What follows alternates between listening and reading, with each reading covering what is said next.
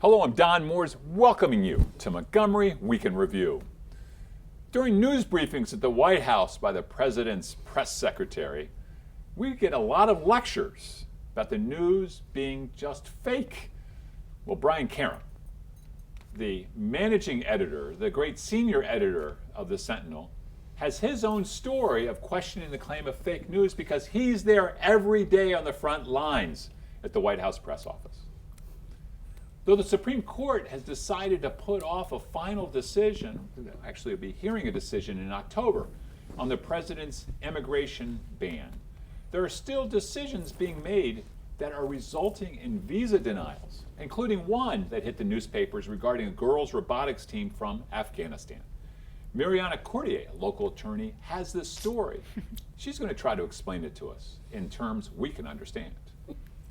The Office of Legislative Oversight is doing a review of extracurricular activities in Montgomery County's elementary schools. Jane DeWinter, who comments about schools for this program, she's here to comment.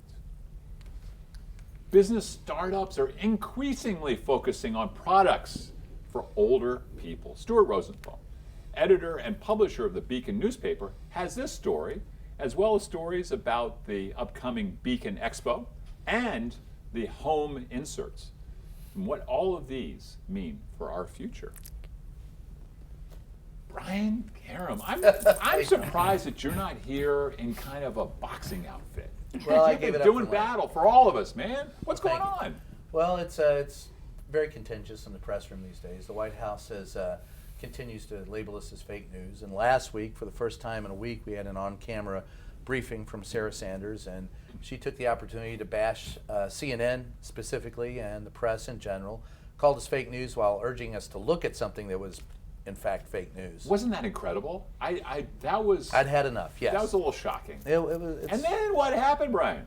well, I stood up and said that I'd quite had enough of it, that it was an inflammatory speech and that she wasn't doing anything to solve the problem. She had a job to do, we had a job to do. We just wanted to do our job.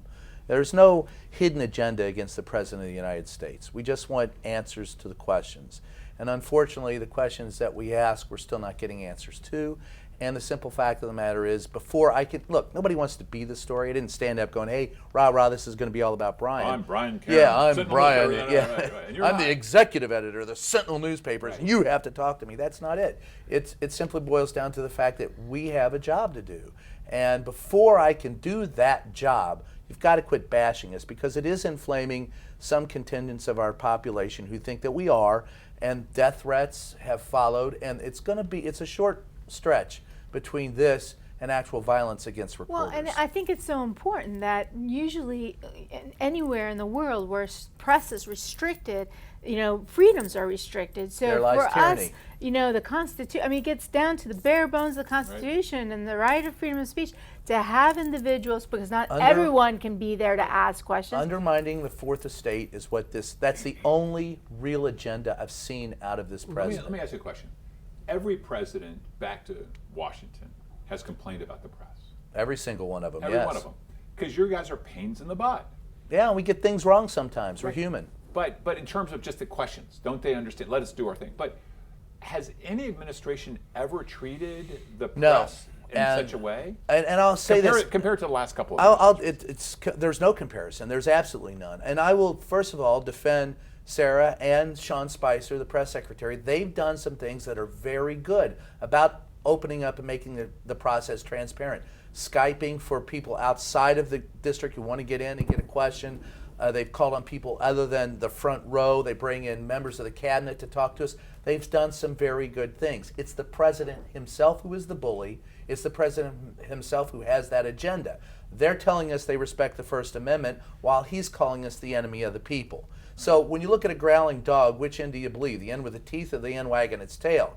I'm looking at the teeth. And this guy has the teeth bared, and he's after us. It's a war on the press, and it undermines the very, very, very foundation of this republic. But don't you think that right now in this country and in the recent past, the lines are so hard and fast that really, And the he's people who helped to support do the it. president really don't care Of course. whether he's inflaming, Well, but No, Iran's they're site. encouraging They're it. No, but I mean, they don't. It doesn't. They want it's it. not bothering them if you're saying that it's inciting. It might be inciting but violence. But it's more than that. They're excited. No, they like It's it. not No, just I know that. They love it. So what's Yeah. so Well, he's going to isn't he going to like It's a smaller very and dark smaller place. group But of it's people? It's a very- very dark place for this republic. It's a very dark place for our history.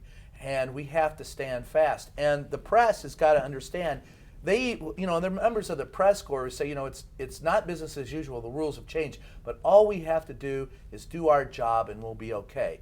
I can't do my job. I did not make myself a Mariana? part of this story. The president did. And the other thing that concerns me about this is that the press is our ability to hold them accountable. And if you start questioning the ability of the press to be able to do that, what they're basically doing is trying to circumvent the press, stop the press from making them accountable, about that? and then they can do whatever they want. He does that with tweets every day. His whole, like I said, I find the only coherent strategy of this administration so far is to undermine the press because he doesn't like things said about him that he doesn't like. It seems to me that the press is doing a very good job. They're getting all kinds of leaks and inside information from all the different agencies. So the president isn't saying what you want to hear from him directly. That's not the point. You're going to find out the truth elsewhere, and I think the press is doing a fine job with Well, that. that's good as far as it goes, but the bottom line to that is in those press briefings, it's the only way we've been able to hold him accountable. He's only had one full-on press briefing himself. But he's one press he's conference. very transparent with what he believes No, and he's what he not thinks. He writes his transparent. tweets every morning about what he's in his head. He's not transparent about anything. I But disagree. how many- He's and the- not transparent about anything. What about other Everything that he presidents? says to you is generated for an agenda. And it's not transparency, it's obfuscation. And when you buy into the fact that you believe that it's transparent, you've bought him. All right, we got time. We got to move on. But I think one of the interesting things is today he's extolling the virtues of the Polish president, who has been his partner in destroying press freedom in Poland, and talking about how great a president he is and how he's standing strong and And we he'd stand like together. to do that here. Yeah. North Korea, Poland, Yeah. Putin, it's a good group to be with. Thanks, Brian. Thanks, Don. Keep up the good work, please, Thank you, for all thank of you. us. Mariana. With that last comment, you scared me. I don't want to be like Poland and Russia. I think you meant it facetiously. I know, I'm just kidding. So visa issues. So we go from the press room in the White House. We go to one of the big issues from the 2016 campaign, Right. and that was pushing back on visas. Well, and this from is around about the the world. travel ban. And so there is an international competition in robotics. It was in Washington, D.C.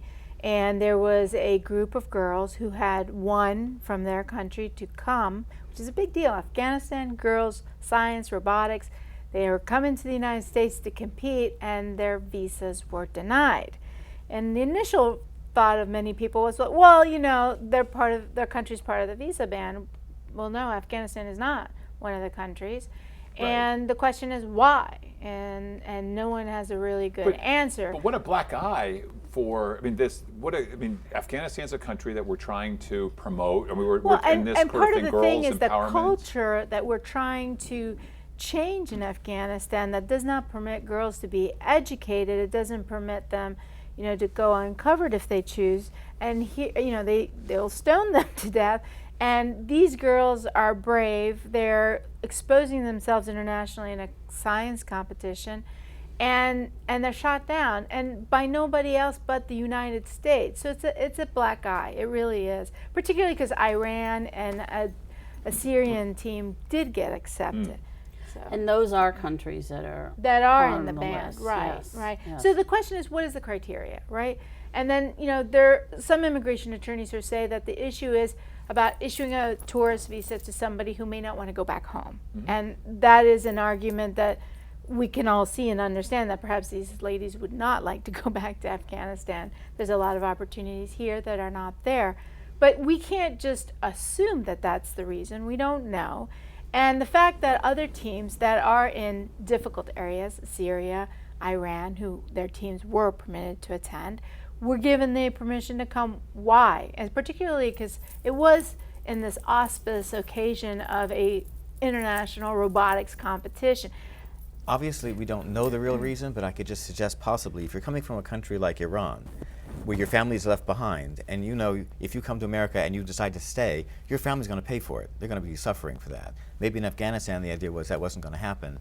And Oh, I they'd don't be know. I encouraged mean, to stay. the press that That's a comes lot of out of research. Afghanistan is that they would be as well facing a lot of I mean, harsh. that's It's not that kind of a assumptions government. to make. It's a lot of assumptions. No, I and think Iran is very unfortunately- clear that it treats families very No, badly it's a lot when of people try to assumptions stay. to make about Afghanistan. Right. I mean, we don't know why, and No. why should we put ourselves in the position of being judge, jury, and executioner? Well, you know, Right. I mean, besides, okay, so these girls were trying to come here for STEM competition. There's a lot of, other, like athletes who come, for Olympics and whatever. And most of the time when we hear about visa issues, isn't it more that the country where they're coming from doesn't want them to let them leave go, yeah. because they're afraid of this, as opposed to, I Right. mean, it's flipped, Right. isn't it? Yeah, I mean, so it kind of Gee, I would all think goes you'd back want to them the here. travel ban, right? And so, what is the issue with the travel ban, and what is the Supreme Court going to be looking at? And whether it's discrimination, whether it has. Let's turn this around too, because this is we Right. don't know what the reasons are. We're not No. there. It could be one of these many things. But what does this do in terms of this travel ban and restrictions on Montgomery County residents? We are a majority minority community. We've got folks from every country in the world here. I'm hearing word from lots of communities that their summer breaks are expecting mothers or grandmothers or grandfathers to come and visit down the tubes. Oh yeah, right. Because the restrictions. you're not immediate family if you're a grandparent, and so you can't come and visit. And so, and it's not just the travel ban countries. There are a lot of other countries that face a lot of issues. In Central America and South America have a lot of issues. I should think it'd be not just the ban itself, but the whole mindset of coming Well- to America these days, the overwhelming emotional response to coming to a place that appears to be exceedingly and excessively xenophobic over the last 6 or So 7 there's months. more So why? fear. There's a There's fear of a lot coming. more fear there. Before we were a place of refuge, and now we're a place of fear. Especially for those who have been hopeful that there would be a change in the immigration laws and some amendments and modifications that would allow Right. many who are here to remain and things like that. Right, and 15 now seconds. you're worried about deportations and all Well, I kinds. was going to say, I mean, I think it ties both of your stories together in that there are these, these things that are happening that don't seem consistent, but we don't have accountability Right. because we can't really get straight answers about why things are happening. That's the last word in this section. We've got a straight answer right here. We've got to take a break. Nice.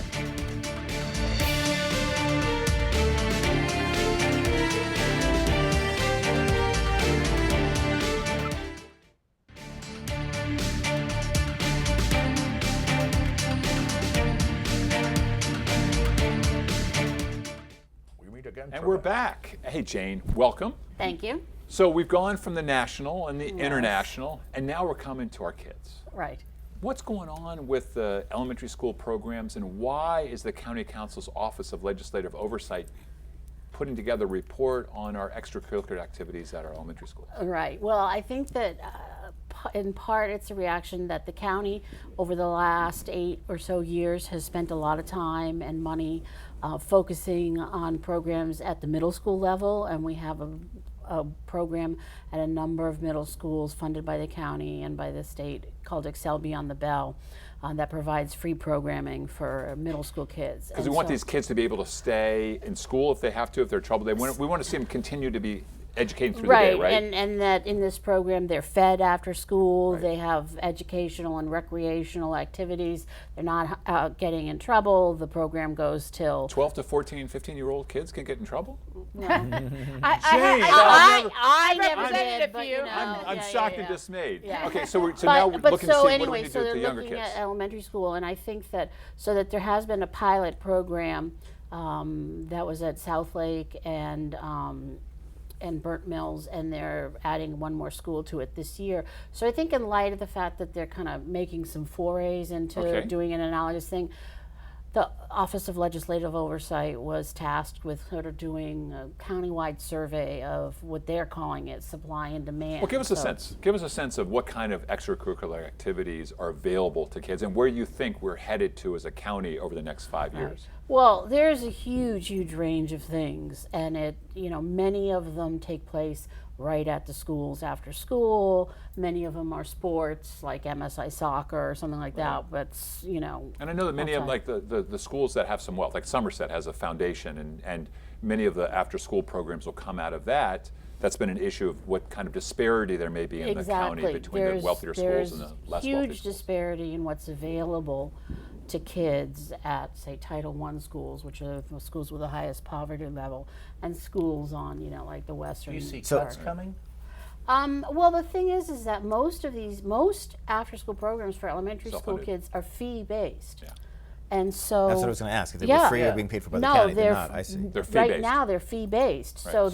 so that there's this huge variety that if you're at Burning Tree or if you're at Bell's Mill or and I don't mean to signal those Right. whatever, but you've got like maybe 30 different choices that you could sign up for over the course of a week. We actually had a funder, an MCPS contractor who provided a program for free at Brookhaven Elementary School this spring, and we were one of 2 after-school programs that was available to the students there, and so. So you see less opportunities in the Title I schools. And 'Cause so they how do you can't afford redistribute? it. How do you redistribute that so that there Well, are that- equal opportunities? Isn't that one of the things that they're looking Well, at? that's what Yeah. they're looking at. I mean, I think that they're trying to, I run an after-school program, so I know this stuff, but that's what I think the Office of Legislative Oversight is trying to look at. What is available? What are the things like the barriers?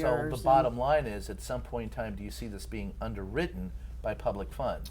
Is that where it's going? I think that it's a possibility that yes, that could be going, and it's not going to be at every elementary school, but maybe the highest need elementary schools. The Title And- I's. right? And But doesn't that quickly then bleed into the wealthier schools to say, look, if the county's already paying for it, why are we paying for it Because you ourselves can. at a fee base? I mean, I'm just Yeah. wondering. I mean, isn't that I- one of the ways isn't that one of the things that happens? I don't know that would actually happen because the schools with wealthier children are hiring for-profit companies to run their whole after-school programs and are Wow. willingly paying $50 or $60 premiums for each kind of class so that the parents don't have to organize it themselves. So I think that they're going to be okay. Got less than a minute to go. My big question is, at the end of the day, someone's going to come to you from the federal government and go, this doesn't work, we're going to cut the budget. I mean, if it becomes Yeah. public funding, Right. then it comes up for grabs with all the budget cuts. Let's get 30 seconds. What's the importance of after-school What programming for I've- elementary schools? After-school programming is a huge component in the, or the lack of access to it in the achievement gap. And it is, enrichment, it's providing the basic sort of ground knowledge, the common knowledge that, we sort of assume that, people have learned these things as they've been growing up and whatever. If you haven't been to any museums downtown, you haven't been in any clubs, you haven't learned how to, do any of these things, then you're you're growing up with this deficit So it's making up for a lot of things that we used to have in the schools that have no longer there because that's Yeah, it's Yeah, not some- totally what's in the school, but what other parents are able to Right. provide their kids outside the school. Jane, thank you. And you really did lay out why this is so important, not just for these kids, but for the entire community. Thank you. Thanks, Jane. Stuart, Hello. how are you? Nice to be here. The Beacon Expo coming. Yes. Every fall. It's going to be September 10th. It's a Sunday Wow. at downtown Silver Spring in the almost- it's Civic just around the Center. corner. It does seem like it's almost It there. really is. Yeah. And then the following Sunday, September 17th, we do it in Northern Virginia at the Springfield Town Center. So it's the same kind of program, but of course different exhibitors and whatnot. So we have nonprofit agencies and government agencies talking about all the different sources and resources for older adults. We have all kinds of businesses, housing, healthcare, financial, travel, you name it, with exhibits and giveaways and all kinds of information. We have health screenings, we have flu shots. We're giving away a door prize to a trip for 2 to China, like we did last year, which is very popular. And Share. you know more than I do. He's showing off, And the newest thing this year is that we're going to have for the first time appraisals on the premises. Appraisals Appraisals of of what? human beings. So you're entitled to bring up to 2 items from your household Oh. that you'd like to have appraised by professional appraisers. Oh, like the Do you- Antiques Roadshow. Exactly, but at our expo. So Is there a size limit? yes, you have to be able to carry it in your hands, Okay. and you want to be able to take it back out to your your like car that or once. something afterwards because you don't want to schlep it around the whole expo. But anyway, $5 per item, and it goes to charity. But it's going to be. And you always have great headliners. So have you got some It folks lined ties up? right in. We're going to have Matt Quinn, from Quinn's Antiques, talking in general about the whole idea. How do you look into your attic or your basement and find what's valuable and what I is know important? the Quinns. You know the Quinns. Yeah, we Wow. go to church together. His parents are Fantastic. wonderful, Paul Quinn, and Matt's great Matt's too. a great Yeah, kid, yeah, right? I yeah. mean, he's a great man now, He's but our he's keynoter. taken over. Yeah. Yeah. That's great. Yeah, it's going to be fun. Give Matt the regards.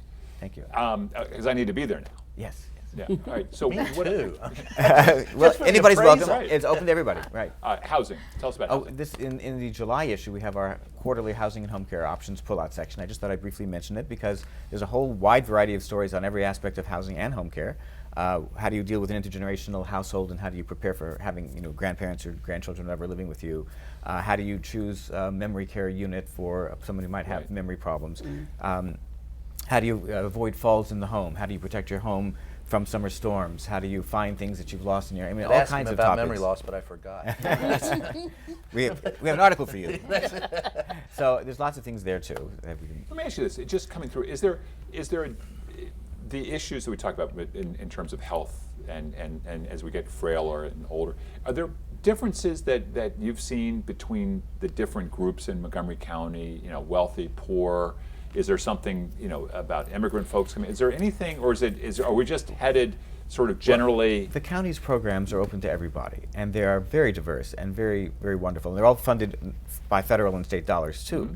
Of course, it's a pass-through, but the county does a very nice job. So, I mean, there are wait lists for a number of things, and there are, in that sense, there's not totally available to the whole world, but it's not a matter of being rich or being poor. Yes, there are plenty of things if you're rich you can afford to buy on your own, Right. and the county does focus on the things that are How do available you to people feel who about can't the- afford it on their own. How do you feel the county deals with that generational issue? I think as they focus compared- most of the resources on those who need it, and they're the ones who come and use the county's services. But One our of the things senior that we centers get are that wonderful. People are very appreciative of it. You covered a lot more than we do, but I find that, and that's what I wanted to ask you, is how do you think this county compared to other counties reacts to that situation? I think this county is excellent. It's really very good, and I think Maryland's very good generally. Yeah. So I mean, there's a lot more money, and the county puts in a lot of extra funds, which a lot of other counties in Maryland can't afford to do. So we have it very, very good here. Actually. Let's transition real quick.